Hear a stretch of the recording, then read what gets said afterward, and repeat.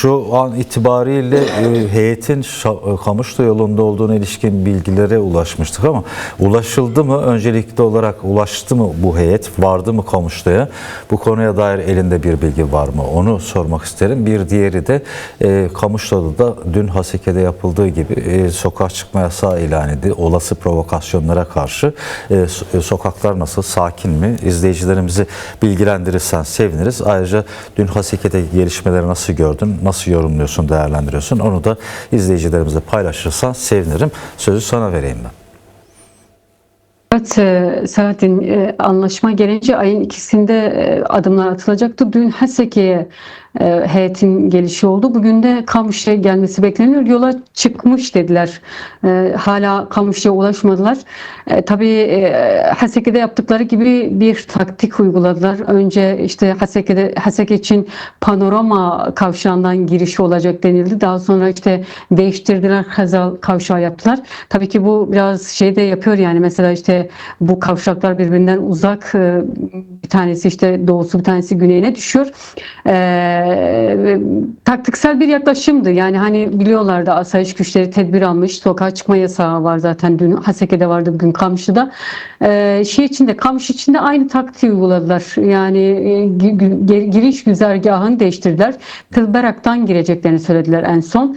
Şimdi oradan bekleniyor ama bilindiği gibi bugün sokağa çıkma yasağı vardı sabah 6 ile akşamüstü saat 6'ya kadar, ama öyle görünüyor ki bu sokağa çıkma yasağı biraz daha uzatılacak Kamışlı'da. Evet. Çünkü hala gelmediler ve özel yönetim özellikle bu konuda çok duyarlı bir, yani tedbirlerini aldı. Herhangi bir provokasyona yol açmak istemiyorlar. Tabii ki Kamışlı'da durum biraz daha başka. Halkın öfkesi var. Selahattin, halkın çok ciddi öfkesi var. Biraz aslında bu öfkenin önüne şu an geçmek için, çünkü gelenler, yani ismi ne olursa olsun sonuçta çeteler ve Kürtlere karşı yıllardır savaşan çete gruplarıydı. Şimdi tabii ki bir devlet adına geliyorlar. Karşılıklı atılmış olan adımlar üzerinden geliyor. Bir anlaşma oldu, yani anlaşma gereği geliyorlar. O açıdan özel yönetim bir sorun yaşanmasını istemiyor. Bir provokasyonun gelişmesini istemiyor. Evet. Tedbirleri aldı. Büyük ihtimal sokağa çıkma yasağı Kamışlı'da uzatılabilir. Yani geç saatlere kadar uzayabilir. Çünkü daha bu heyet gelmedi. Geldikten sonra asayişle görüşmeleri olacak. Büyük bir ihtimal görüşme sonrası bir açıklama da olabilir. Haseke'de dün bir provokasyon girişimi oldu. Aslında böyle söyleyelim. Önce sokaklara çocukları saldılar. Çocukların ellerine bayrakları koyup çocuklar üzerinden bir şey yapmak istediler. DAEŞ'in hep yaptığı şey de aslında hep biraz böyle çocukları kullanan, biraz çocuklar üzerinden siyaset yürüten bir şey vardı sahada. Dün de ona benzer bir yaklaşım vardı. Sonra farklı yerlerden mermiler sıkıldı. Yani heyete doğru mermiler sıkıldı. Öyle bir provokasyon yapılmak istendi. İşte sanki heyete dönük bir saldırı varmış ve karşılıklı bir çatışma ortamı oluşturma girişimi vardı ama tabii ki hem sokağa çıkma yasağı vardı, hem asayiş güçleri sıkı bir denetim yapmışlardı dün Haseke'de. Ve zaten çıkan gruplar da böyle söyleyeyim, yani küçük gruplarda, uyuyan hücrelerde, daha için uyuyan hücreleri de Haseke uzun bir süredir aslında bu yani saldırılarla birlikte hem iç güvenlik güçleri hem de asayişin genel operasyonlarıyla zaten ciddi bir temizlik yapmıştı. Aslında uyuyan hücrelerin hemen birçoğuna operasyon gerçekleşmişti. Dün işte bir iki hücre bu konuda şey yaptı. Yani kalan bir iki hücre diyelim, aslında biraz da öyle oldu. Ama herhangi bir durum yaşanmadı. Yani herhangi bir aksilik yaşanmadı. Şu durumda anlaşma bölgede belki sakin yürüyor, öyle diyelim, ama Kobani kuşatması hala devam ediyor. Evet. Ve bu anlaşmanın ayakları bence hala tam sağlam yere de basmış değil. Evet, sadece heyet geldi. Heyeti iyi bir karşılama var. Yani güvenlik tedbirleri üzerinden iyi bir karşılama var. Bir sorun çıkmadı bu anlamda. Evet. Ama ne çıkacak? Bu heyetin görüşmeleri sonucunda entegrasyon tam olarak nasıl gerçekleşecek, konuları hala netlik kazanmadı. Kaba hatlarıyla biliyoruz asayiş güçleri entegre edilecek. Yine işte Kase'de güçleri Tugaylar biçimde entegre edilecek. Bu Tugaylar içerisinde YPJ taburları olacak. Yani bu entegrasyon kaba hatlarıyla böyle paylaşıldı, kamuoyuyla paylaşıldı ama içerik tam olarak nasıl olacak, pratik uygulaması nasıl olacak ya da bu gelen heyetler belki sembolik bir sayı, yani 70 ile 100 arası. Dün HESEK'e 70 kişi gelmişti. Kamışlı'ya da 100 kişinin geleceği söylenmişti ama daha sayı tam net değil. Bu heyetin tam olarak ne yapacağını asla bilmiyoruz. Yani görüşmeler başladı. Görüşmelerin gidişatı biraz bunu gösterecek. Fakat bunu da söyleyelim. Gelenler de aslında çok öyle devleti bilenler, devleti kuranlar, devletin kurallarıyla, kanunlarıyla iş yapmış olanlar değil. Yani bir şey var, hani öyle profesyonel düzeyde bu işi bilen, kurallarına göre yürütebilecek bir potansiyelde değiller. Yani onu söyleyelim. Sembolik bir yaklaşım var şu an, onu diyelim, yani anlaşmanın karşılıklı gelişmesi için. Ama Kobane'deki kuşatma hala kaygıları canlı tutuyor. Ve bir de halkın öfkesi var. Çünkü çok ciddi bir güven yarılması yaşandı. Bu saldırılarla birlikte çok ciddi bir güven yarılması vardı. Evet. Bu hala onarılmış değil. Yani bu anlaşmayla da olabileceğini çok düşünmüyorum. Yani sahada atılacak adımlar, evet, ateşkes şu durumda kısmi olarak uygulanıyor ama sonraki adımlar biraz bunu daha belki gösterecek, yani o güveni belki oluşturabilir. Ama şu durumda bilmiyorum, bölge belki çok gergin değil ama çok kırılgan bir durum çok söz olumlu konusu bir havada yani. da değil. Anladım Rojbin. Çok teşekkür ederiz. Rojava'da son gelişmeler nedir? 6 Ocak'tan bu yana neler yaşandı? Genel olarak bize değerlendirebilir misin? Evet, sizin aslında yayın akışınızda belirttiğiniz gibi 6 Ocak'tan bu yana Kuzeydoğu Suriye ve Suriye Rojava'da aslında anlık gelişmeler devam ediyor.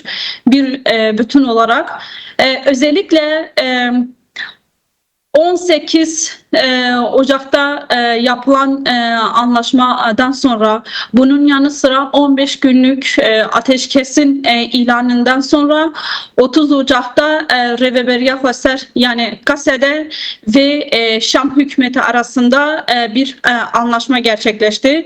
O anlaşma 2 gündür yani uygulamaya giriyor iki taraf karşısında. Hem iç güvenlik güçleri Rojava asayişi hem de Şam'ın iç güvenlik güçleriyle birlikte hem Kamışlı, HESEK'e, aynı zamanda Kobane'de bunun pratik uygulaması gerçekleşiyor. Artık bu ileriki süreçte nasıl olur, neye varır? Tabii şu anda çok fazla insan somut bir şey söyleyemiyor. Ama şu anda bunun uygulamaları gerçekleşiyor. Yalnızca şu bir gerçeklik var. Bölgede gerçekten hala tehlike devam ediyor. Özellikle Kobane 15 gündür kuşatma altında. Yiyilecek, içilecek, aynı zamanda elektrik, internet sıkıntısı var. Bunun yanı sıra güneyden gelen yardım, BM'nin gönderdiği, Cizre'ye gönderdiği bazı yardım ihtiyaçları var. Özellikle gıda anlamda. Onlar Kobane'ye geçirilemiyor. Bunun yanı sıra Suruç'ta var olan kuzey tarafından sınırda olan yardım kamyonlar var. 25 tır. Siz de yayın akışınızda belirttiniz. Bunu da Türk devleti engelliyor. Yani aslında diyebiliriz bütün görüşmelere, anlaşmalara, pratik uygulamalara rağmen ama hala da bir bütünüyle aslında kuşatma ve abluka devam ediyor. Bunun yanı sıra ciddi anlamda çocukların günlük özellikle süt, gıda için doktorların belirttiği ilaç sıkıntısı, özellikle kanser, şeker, bunun yanı sıra tansiyon yüksek anlamda ilaç sorunları var. Hem HESEK'de hem Kobane'de bunların acilen giderilmesi ve gerçekten eğer acilen giderilmese bunun sonucu farklı bir felakete yol açabilir. Yani kısaca şöyle diyebilirim. Bunun yanı sıra Rojava'da seferberlik devam ediyor bir bütünen. Her ne kadar hani dedik işte ne kadar hani mutabak böyle pratik geçirse de ama hala YPG savaşçıları öz savunma çerçevesinde mevzilerini kuruyorlar. Bunun yanı sıra özellikle Derik, Girgilegi, Çılağa da anneler yani kadınlar savaşların yanında olduklarını ve hala savaşlarına yemek yaptıklarını her gün haberlerinde geçiyoruz. Siz de görüyorsunuz. Yani bir bütün olarak diyebiliriz aslında seferberlik bu yönüyle sürüyor. Gece boyunca hem gençler hem kadınlar Kamışlı olmak üzere bütün Rojava kentlerinde gece nöbetleri tutuluyor olası bir durum karşısında. Aynı zamanda gelen heyetler var. Dün akşam Fransa'dan gelen bir heyet vardı. Özel yönetim dış dairesini ziyaret ettikten sonra bugün YPJ Genel Komutanı Rohlat Afrin'le görüştü. Bunun yanı sıra farklı kadın ve genel Rojava'daki kurumlarını ziyaret edeceklerini belirttiler. Bunun yanı sıra NKS'ye bağlı bir heyet dün akşam doğru Şam'a gitti. Bugün Culani ile görüştü. Tabii bu da biraz muamma. İleriki süreçte ne olacak, nasıl olacak? Gerçekten bu görüşmenin sonucu hani hem negatif hem pozitif anlamda nasıl bir sonuca varılacağını tabii ki düşündüren bir olaydır. Özellikle böyle bir süreçte Kürtlerin hani bir bütün olarak seferber olduğu bir dönemde sonucunu bilmiyoruz. Her an dönmemişler. Bugün Culani ile görüşüldüğü bir haberi geldi. Bunun yanı sıra hani genel anlamda bir seferberliğin olduğunu dile getirdik. Kadınlar bir bütün olarak gerçekten bütün alanlarda, bütün şehirlerde seferberlikteler. Özellikle Kongrastar bünyesinde kadınlar kadın savaşlarına yapılan muameleyi, kadın savaşçılarına yapılan işkence karşısında hani bir bütün olarak şu dile getiriliyor. Ne olursa olsun mücadelemizi sürdüreceğiz. Bu vahşeti, bu muameleyi, bu işkenceyi kabul etmiyoruz. Yapılan saldırılar, yapılanlar aslında kadın kazanımlarına yöneliktir.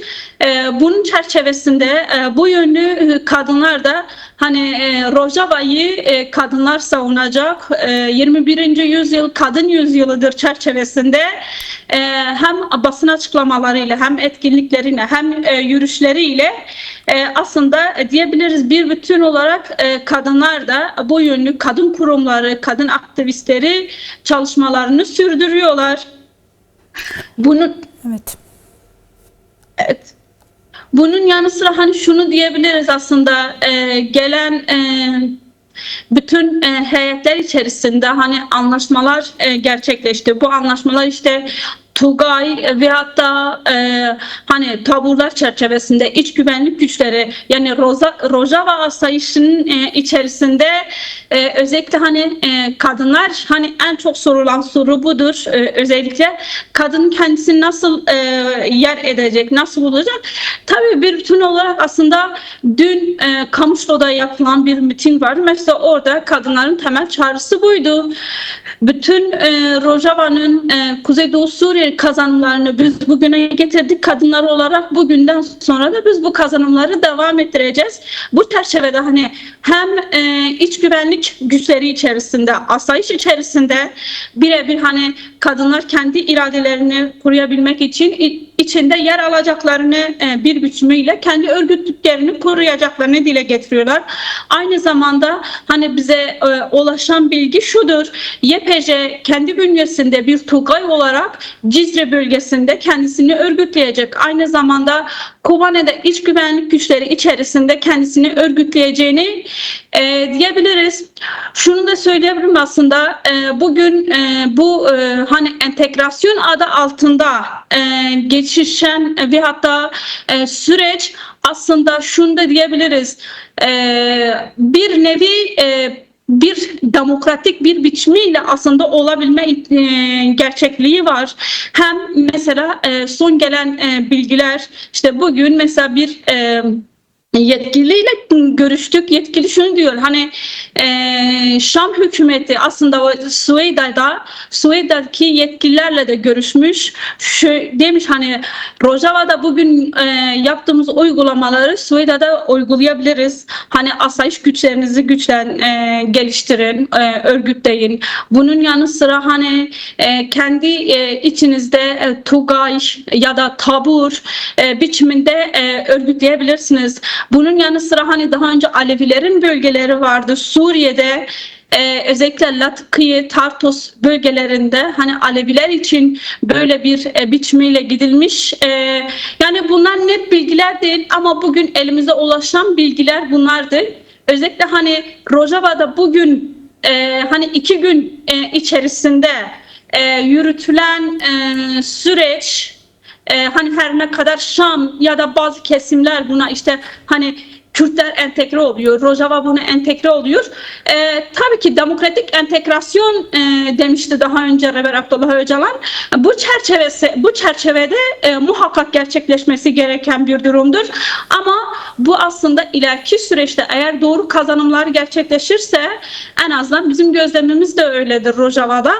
Eğer doğru bir biçimde gerçekleşirse bütün aslında Suriye için bir fırsat da olabilir. Yani bu farklı bir kazanıma, farklı bir yol açabilir. Ama bunun yanı sıra eğer ki gerçekten bu bir olumlu ya da farklı çift taraf adımlar atılmasa hala da Rojava'nın tehlikede olduğunu, Suriye'de aslında bir tehlikede olduğunu, kaygılarının olduğu, özellikle mesela halk bu yönlü kaygılıdır. Çünkü yaşanan bir gerçeklik var. Bugün Rojava'da iç güvenlik güçleri karşısındaki olanların bir geçmişi var. Tabii o geçmişlerini bir bütün olarak unutmamak gerekiyor. Kiminle nasıl kiminle karşındasın? Hangi insanlarla karşı karşıdasın? Yani bu yönlü kaygılar da var. Halk da bu yönlü kaygılı. Özellikle kadınlar bu yönlü kaygılı. Ama hani bunun dedim ya hem mesela halktan gelen, kadınlardan gelen, özellikle mesela bazı genç kadınlardan gelen bu yönlü hem olumlu hem olumsuz hani sürecin aslında neyi getireceği ileriki süreçte bu böyle bir kaygı da var diyebilirim. Hani genel olarak bunları aktarabilirim.